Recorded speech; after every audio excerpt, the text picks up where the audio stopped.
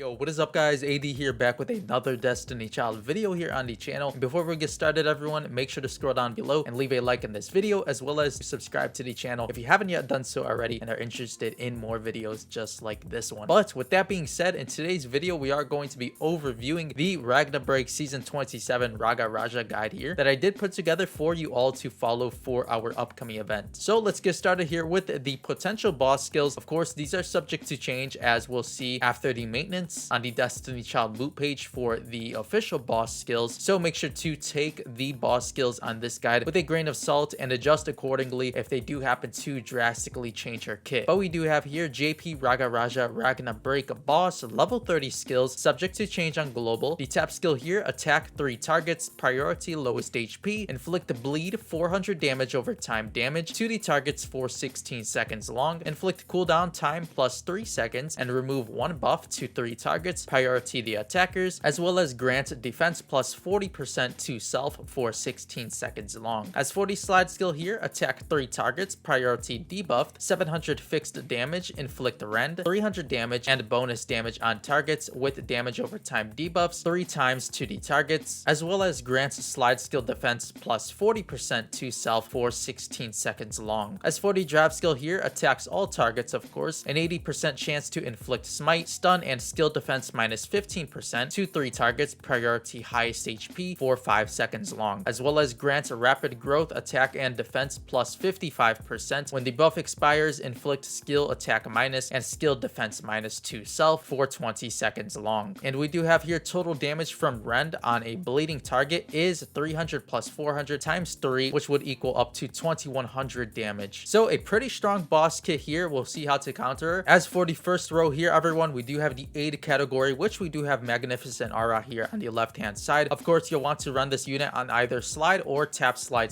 If you do happen to have her ignited a bit, you'll want to run her on the tap slide.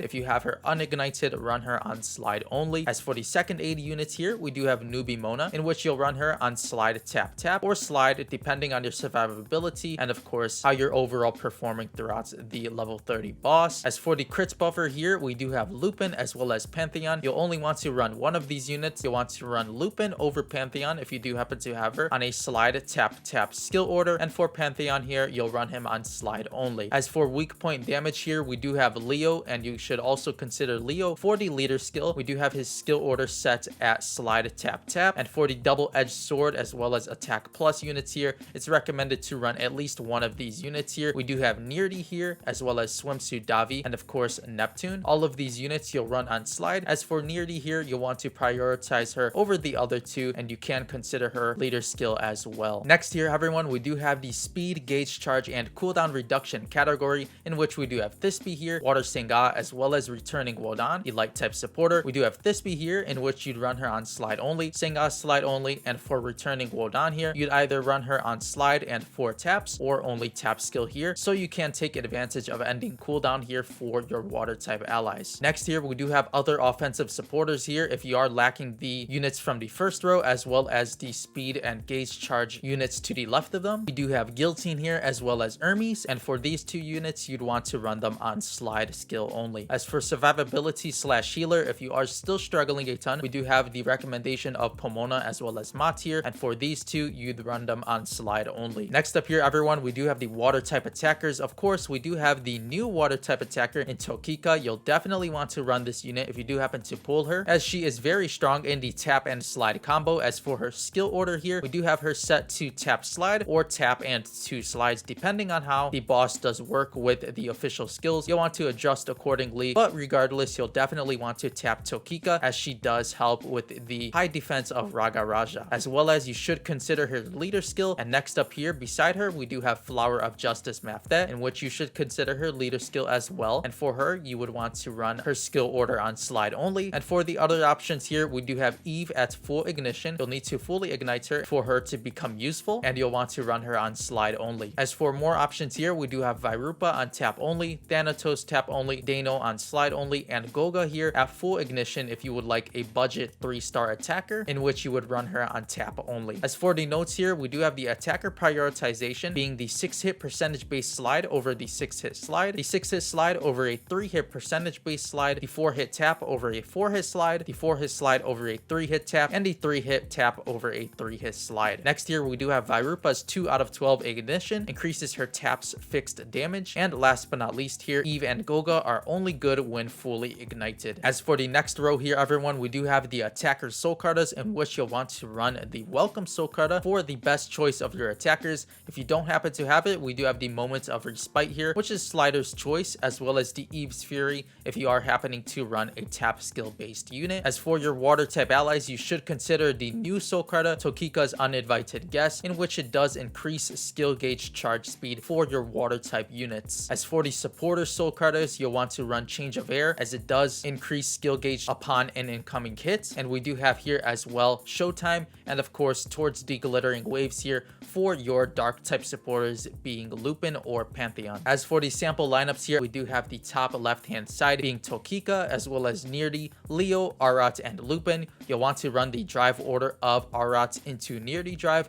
and ending off with Leo drive, as well as the Neardy leader skill. And to the right hand side here, we do have the team of Flower of Justice Mafdet, Neardy, Leo, Arat, and Lupin. And you'll want to run the drive order of Arat into Neardy and ending off with Leo again. And for this comp, you could try the Leo leader skill. As for the bottom left hand side, we do have Flower of Justice Mafdet, Thisbe, Neptune, Newbie Mona, and Lupin here. You'll want to run the drive order of Thisbe into Newbie Mona, ending off with the Lupin drive, and of course the leader skill of Mafdet. And for the bottom right hand side of the guide here, we do have the Goga team. If you do happen to invest into a budget type attacker in the 3-star Goga, we do have her fully ignited on the team, as well as Neardy, Leo, Arat, and Lupin. You'll want to run the drive order of Arat into Neardy and ending off with the Leo once again. As for the leader skill here, you can go with the Neardy or Leo. As for some additional tips here, everyone, towards the bottom, make sure to test out team compositions other than the 4 examples shown above. Second here, we do have top ranking teams will have meta compositions to follow. The new soul carta, Tokika's Uninvited Guest,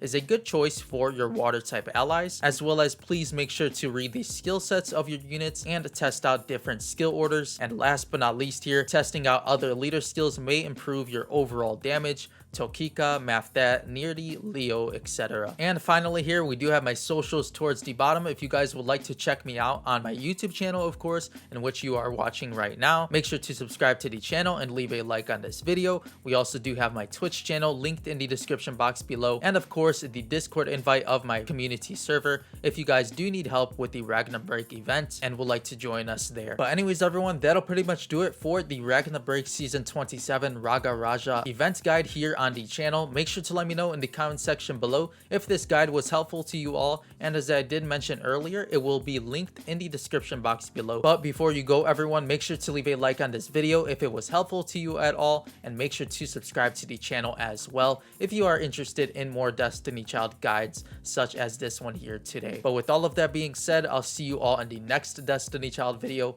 As always, thank you all so much for watching.